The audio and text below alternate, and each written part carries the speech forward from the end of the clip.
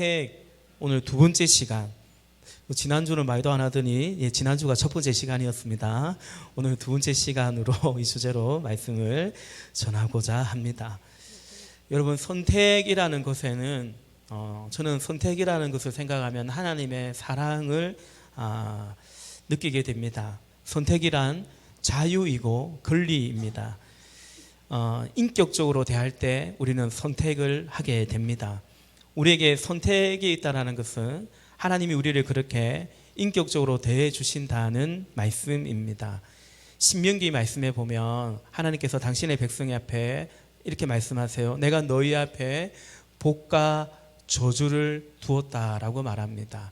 선택을 하기를 원하시는 것입니다. 우리는 지금도 선택을 합니다. 우리가 선택해야 이것이 복인 줄 알고 선택할 때 우리가 이것이 얼마나 가치 있는 줄을 알죠. 제가 자주 그런 말씀 우리 청년들에게도 하는데요. 저는 믿지 않는 가정에서 자랐기 때문에 이렇게 주일마다 군대 가기 전까지는 학창시절에 주일마다 예배 오는 것이 제 나름의 결단이 들어가는 선택이었습니다. 근데 나중에 보니까 우리 같이 자랐던 친구들이 대학생 되고 청년 되면서 많이 교회를 떠난 걸 많이 봤어요. 근데 왜 그런가 하면 그 친구들은 그 예배가 얼마나 소중한지, 믿음이 얼마나 귀한 거잖아요. 근데 잘 모르더라고요. 왜냐하면 자신이 선택하지 않았다고 아마 생각을 했기 때문에. 지금 우리 아이들도 사실은 부모님 손에 끌려서, 더군다나 목회자 자녀이니 지가 주일날 어디를 가겠습니까? 교회를 와야죠. 그러니 이 예배 드리고 주일날 하나님 앞에 나아가고 이것이 혹여 참 얼마나 귀한 건지 모를까 하는 그런 염려가 저도 사실은 있습니다. 여러분, 믿음도 선택이고 순종도 선택입니다. 우리 한 주간 살면서 우리는 어쩌면 불순종도 선택하면서 살아왔을 수도 있습니다. 우리의 삶은 그처럼 선택의 여정이고 선택의 연속이고, 우리의 삶에 축복이 있다면 어떤 것을 선택하느냐, 그것이 또 우리의 축복인 것입니다. 그렇게 선택하며 살아갈 때에 우리 지난주 이 시간에는 일과 양식에 대해서 함께 말씀을 나누었습니다. 우리 히트를 하나는 끄도 될 것 같습니다. 요한복음 6장 27절 말씀에 너희는 썩어 없어질 양식을 얻으려고 일하지 말고 영생에 이르도록 남아있을 양식을 얻으려고 일하여라 라고 말했습니다. 영생에 이르도록 남아있을 양식을 얻으려고 일하라, 그런 말씀 드렸죠. 일하고 양식은 뗄래야 뗄 수가 없습니다. 우리 어쩌면 왜 일하는가, 그 대가로 양식을 삭슬 임금을 받기 위해서, 돈을 벌기 위해 쓰고요. 또 그것을 주지 않는데, 양식을 주지 않고 일꾼을 부릴 수 있습니까? 누구를 고용할 수 있습니까? 그렇죠. 일과 양식은 불가분간의 관계인 것 같습니다. 썩을 없어질 양식을 위해서 일하지 말고 영생에 이르도록 남아있을 양식을 위해서 일하라. 이걸 무리들에게 예수님이 하신 말씀인데, 그건 하나님의 일이 아닐까. 그러면 그 영생에 이르도록 하는 하나님의 일이란 뭡니까? 라고 예수님께 물었더니, 하나님께서 보내신 일을 믿는 것이, 요한복음 6장 29절에 하나님께서 보내신 일을 믿는 것이 하나님의 일이다. 또 영생에 이르도록 남아있을 그 양식을 위해서 일하라고 했는데, 요한복음 17장 3절에 보니까 영생은 오직 한 분이신 참 하나님을 알고 또 아버지께서 보내신 예수 그리스도를 아는 것이다 라고 말했습니다. 그러므로 여러분, 우리 예수님 믿고 영생에 이르는 삶을 살아가고, 또 이 영원한 생명의 이 소식을 전하는, 복음을 전하는 것에 우리의 삶을 또 드릴 수 있는, 그렇다고 해서 다 목사 되라, 선교사 되라, 그게 아니라 우리가 영원한 생명이신 예수님을 믿고 이 생명을 전하는 그런 삶을 살아가는 것이 복된 거죠. 일 믿고 일 따라가는 것이 아니라 내가 일을 해야 살지. 우리 취업을 하지 못하는 지체가 취업되면 이제 살 것 같죠. 드디어 일하게 되었으니까 일해야죠. 그러나 다만 일 믿고 그래서 일 따라 사지 말고 그러다가 오히려 예수님과 멀어져 가지 말고 우리 예수 믿고 예수 따라 살아갈 수 있기를 바랍니다.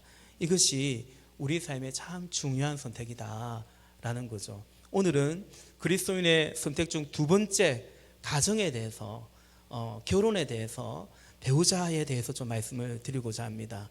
여기 이미 결혼한 분들도 있고 또 정말 결혼하고 싶은데 그게 뭐 쉽습니까? 그제? 그게 잘 안 돼서 좀 속상한 분들도 계실 수 있지만 그러나 여전히 우리에게 참 중요한 선택과 축복은 가정이요.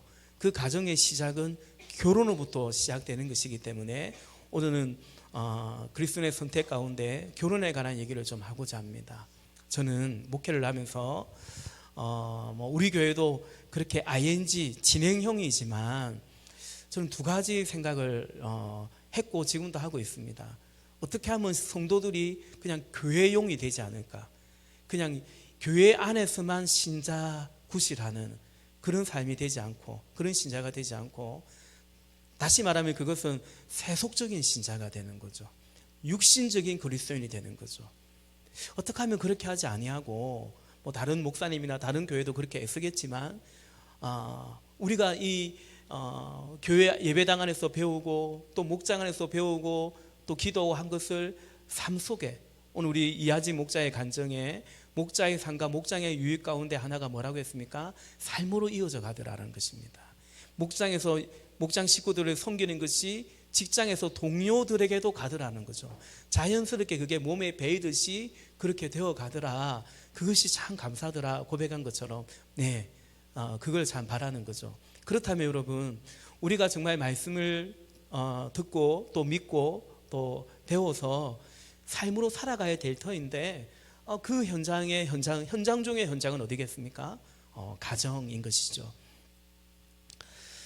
이 결혼이라는 것은 당사자에게는 배우자이고 또 부모님에게는 이제 아들이고 며느리고 며느리고 사이고 그리고 또 사돈이고 이렇게 되죠. 결혼은 그냥 그 당사자만의 선택과 결과만은 아니고 결혼은 그 가정, 가족, 가문의 일이 되는 것입니다. 여러분 결혼이란 그냥 나의 짝꿍만 나의 배우자만 되는 것이 아니고 이미 있는 내 소중한 가족의 새로운 가족이 되는 것입니다. 그렇죠? 옛 어른들 말에 그 며느리 하나 사람 하나 잘못 들어오면 혹은 사회 하나 잘못 들어오면 온 집안이 거들난다 이런 말이 있습니다. 풍비박산이 난다 이런 말이 있습니다. 우리 어른들 어떻습니까? 그런 일이 없기를 바라지만 그거 틀린 말은 아니다. 아마도 그렇게 생각이 듭니다. 오늘 본문에 보면요 여호람이라는 유다의 왕이 나옵니다. 남왕국과 북왕국으로 이스라엘이 분열이 돼서 남쪽은 유다 지파와 베냐민 지파의 유다 왕국, 그러니까 하나님 백성의 정통성은 유다 왕국으로 가요. 왜? 다윗이 유다 지파였잖아요. 유다 지파를 통해서 결국은 그리스도가 예수님이 오시죠. 그리고 이제 그러나 두 개 지파였다면 분열되어서 북쪽, 우리 남북이 분열되듯이 북쪽에는 북이스라엘, 그냥 이스라엘이라고 하기도 합니다. 북이스라엘 10지파가 들어가 있던 거죠. 근데 이 요람은요 유다 왕입니다.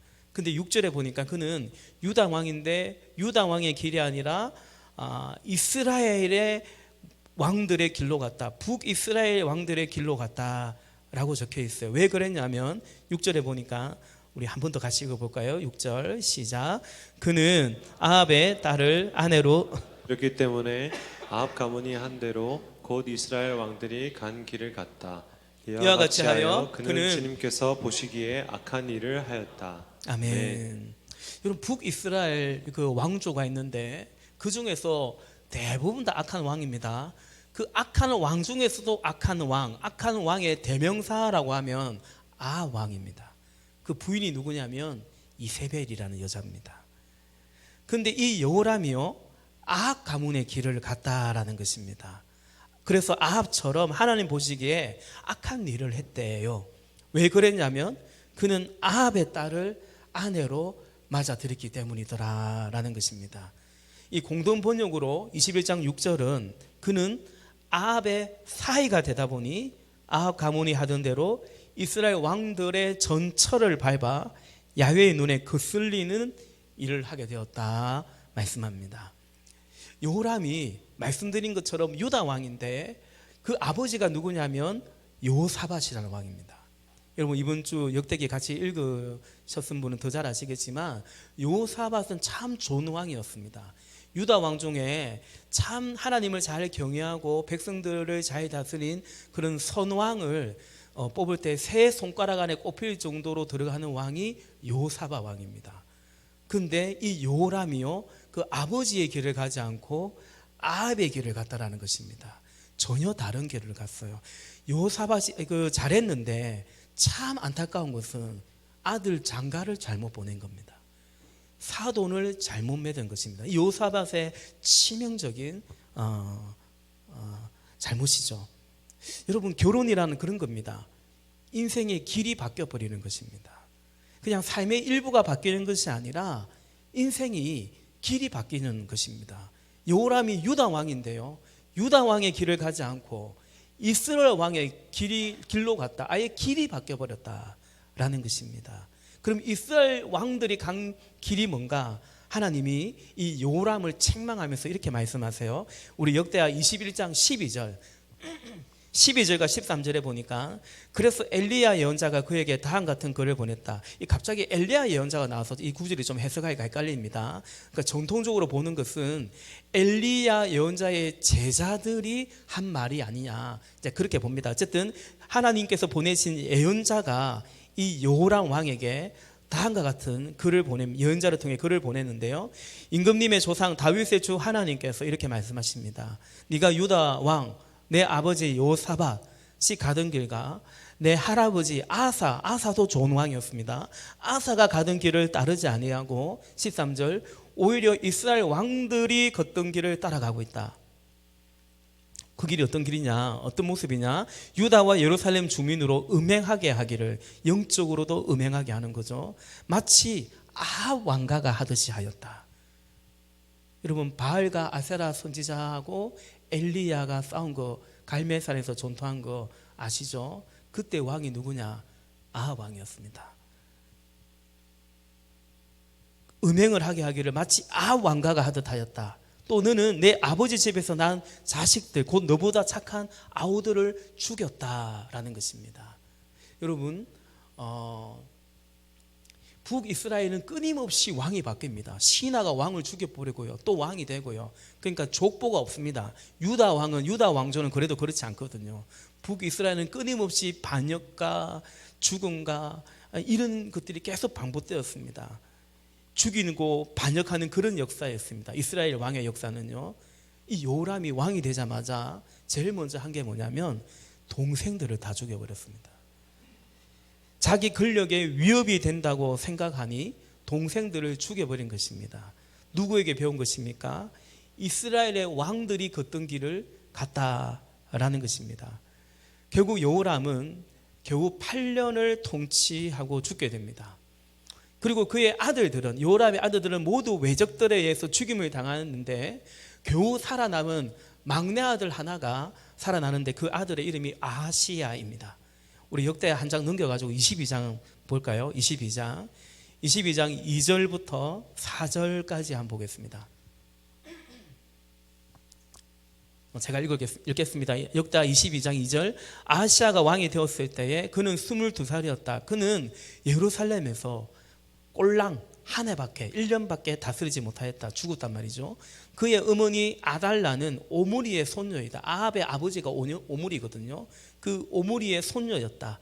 3절. 아하시야 역시 아합 가문의 길을 따라가지 않을 수 없었다. 그의 어머니가 그를 꾀어 악을 행하게 하였기 때문이다. 4절.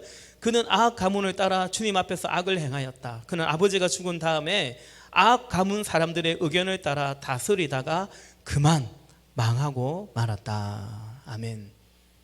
이 3절에 보니까 아하시야 역시 아합 가문의 길을 갔다라고 정도로 말하지 않고 아합 가문의 길을 따라가지 안을 수 없었다라고 말해요. 왜?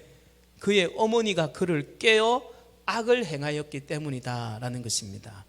여러분, 아하시아의 어머니는 누굽니까? 여호람의 부인이죠. 아내죠. 여러분 보십시오. 아하시야는 본인이 아내를 잘못 만나서 아합 가문의 길을 간 것이 아니고, 아하시야는 엄마를 잘못 만나가지고 그랬다라는 것입니다. 아버지가 결혼을 잘못해가지고 아들까지 이렇게 배려놨다, 그 말을 하고 있는 것입니다. 여러분, 이처럼 결혼은 그냥 내 남편 혹은 내 아내만을 만나는 것이 아닙니다. 사실은 훗날에 나의 자녀, 여러분 이제 애 넣어보면, 아이 자녀를 가져보면 알죠. 안 가져봐도 알지 않습니까?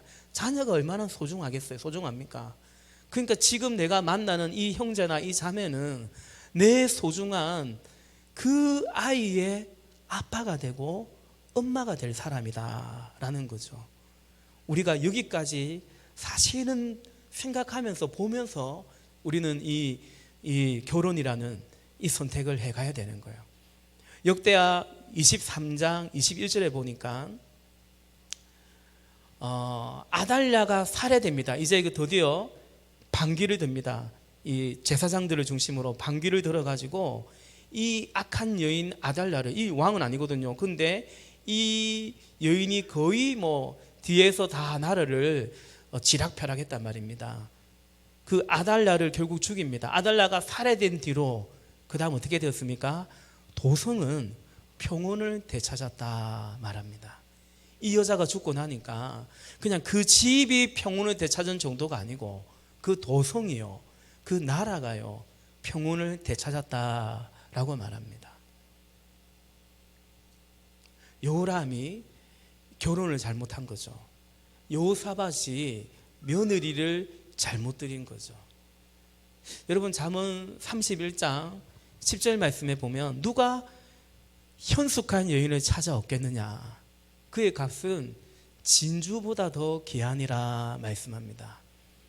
이 현숙한 여인이라고만 국한하지 맙시다. 누가 현숙한 여인을, 누가 현숙한 남인 아닌데 남자를, 누가 현숙한 남자를 얻겠느냐, 동일하게 그의 값은 진주보다 귀하더라라는 거죠. 이 현숙함이라는 것이 우리 세번용으로는 그냥 유능한이라고 되어 있는데, 유능한 거 맞는데 그 이상의 의미입니다.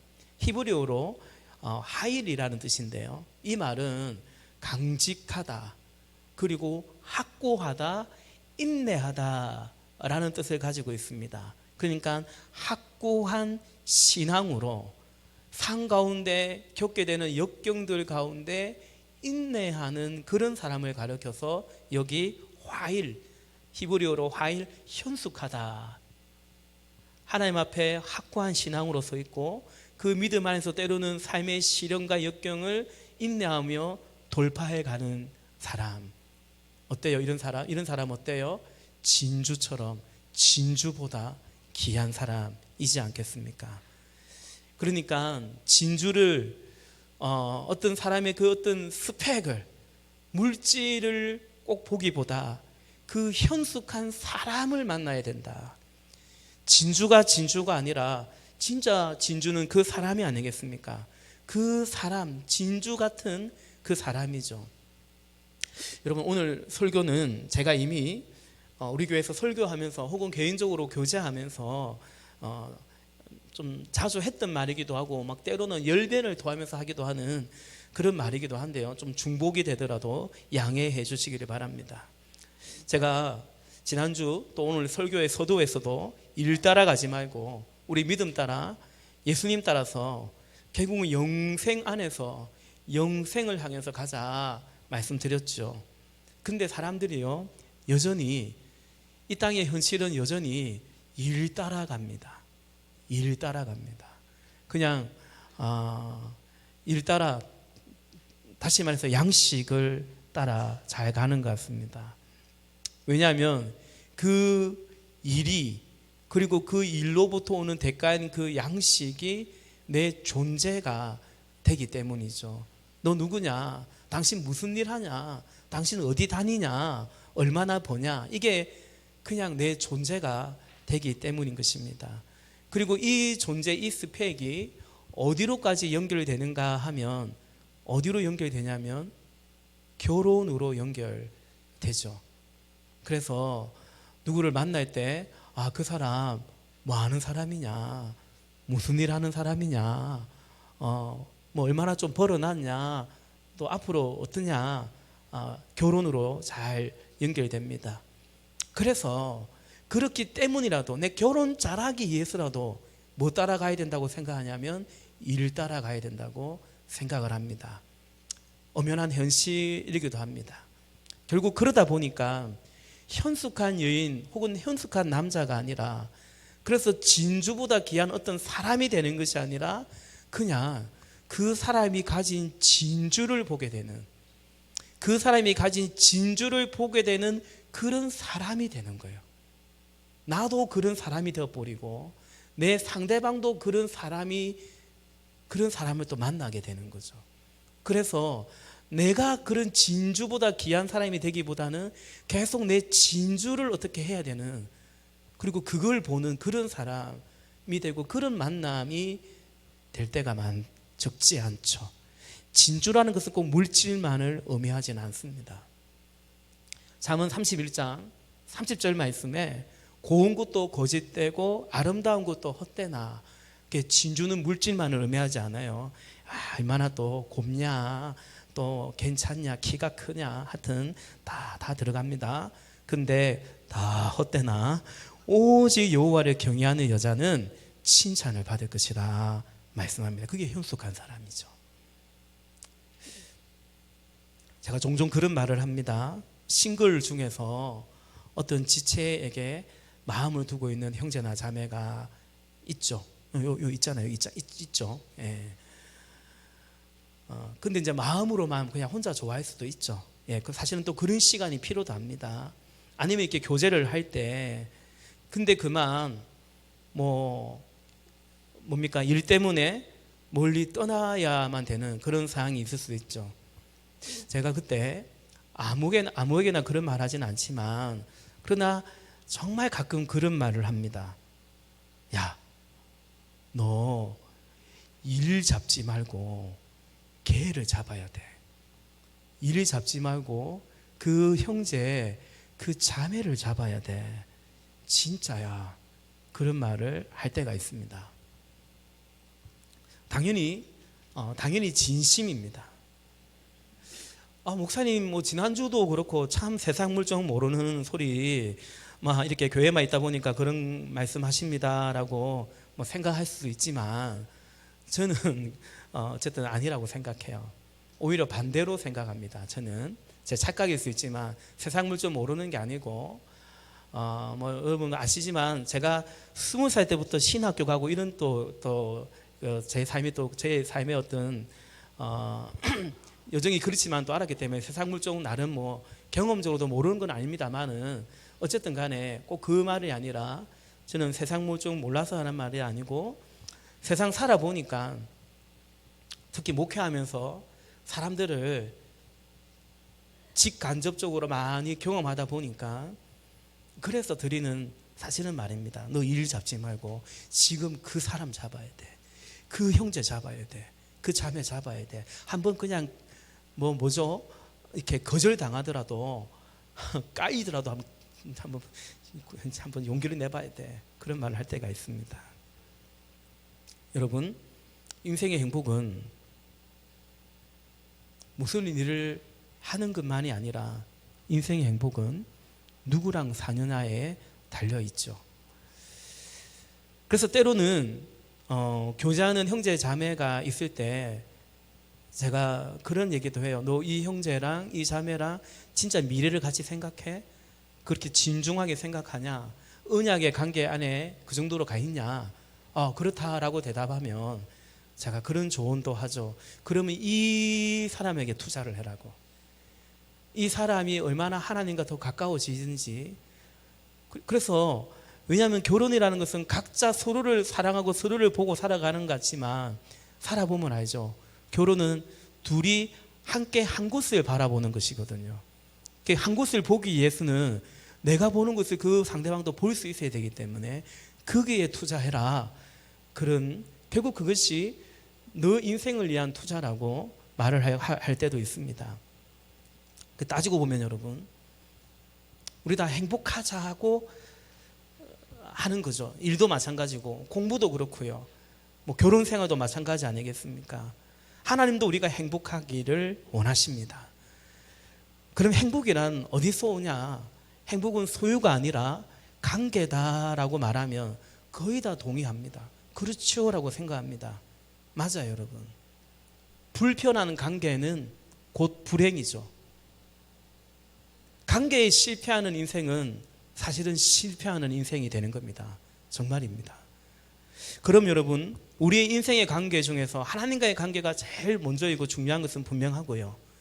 그럼 그 다음 우리 인생의 관계 중에서 제일 소중한 관계는, 제일 소중한 사람은 누구입니까? 가족이죠. 그런데 그 가족 중 내가 선택할 수 있는 가족은 배우자밖에 없다. 제가 자주 드릴 말씀이죠. 우리 부모를 우리가 선택한 게 아닙니다. 마음에 들든 안 들든 우리 부모는 어쩔 수 없습니다. 내 부모입니다.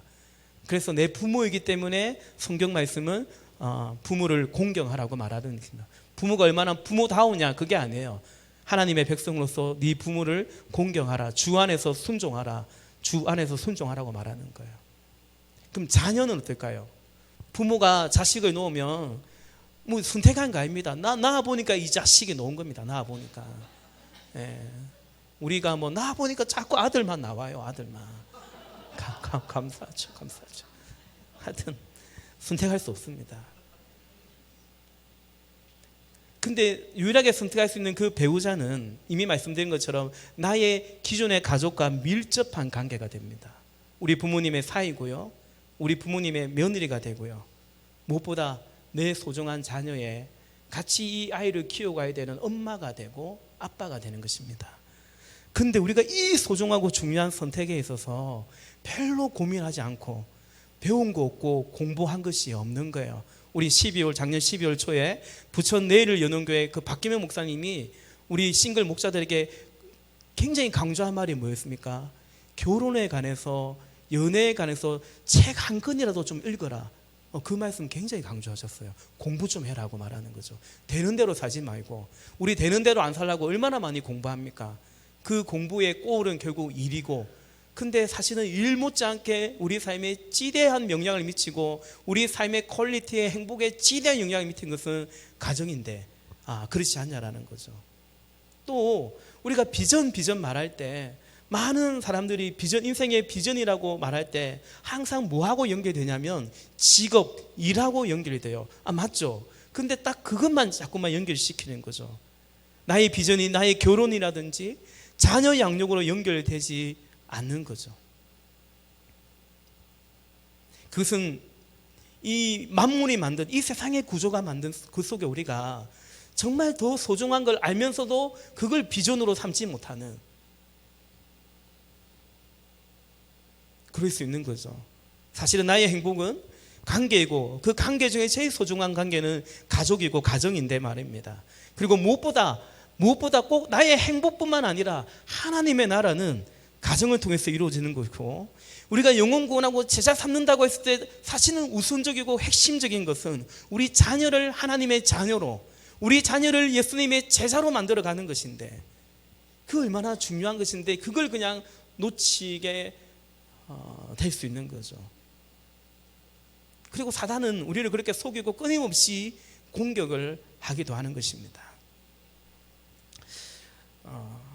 할 말은 많은데 시간이 몇 가지 실제적인 좀 조언의 말씀을 드리고 싶습니다. 좀 잔소리 같은 느낌이 들지 모르겠는데 하나님 예배 시간에 드리는 말씀으로 들어주시면 좋겠고요. 또 이미 제가 했던 말이기도 하고요. 또 말하다가 적어놓고 보니까 이렇게 해라 이렇게 하라 보다는 이런 사람은 만나면 안 된다, 이거 피해라, 이런 말이 좀 많은 것 같은데, 여러분 잘 걸러야 됩니다. 우리가 선택이라는 주제에 있어서 무언가를 선택할 때 일단 어떻게 합니까? 잘 걸러내야 됩니다. 우리가 건축을 해가면서, 예배당 건축을 해가면서 어제도 이제 음양간암 회사를 이번 주에 몇 군데 회사를 만났는데 어떻게 할까요? 그 중에 하나 선택합니다. 달리 말하면 걸러내는 것입니다. 기업에서 사람을 채용할 때 1차적으로 뭐 합니까? 1차적으로 뽑지 않습니다. 1차적으로 걸러냅니다. 걸러낸 사람 중에서 더 심층적으로 면접도 하고 그렇게 해가고, 심지어 채용하되 인턴으로 채용해서 그 사람을 겪어보기도 하고, 그렇게 하듯이 이렇게 피하라, 이런 건 조심해라 하는 것이 결코 우리의 선택에서 중요하지 않은 것이 결코 아닙니다. 몇 가지 실제적인 조언을 드리고 싶은데요, 시간이 없어서 말을 좀 빨리 하겠습니다. 첫째는 믿음의 배점을 높이시기를 바랍니다. 언젠가 칼럼에도 제가 적었는데요, 믿음의 배점을 높이십시오. 믿음만 볼 수는 없습니다. 그러나 믿음의 배점을 조금 더, 어느 사람을 볼 때 이 사람의 믿음을 조금 더 가산점을 좀 더 주시면 좋겠다 싶습니다.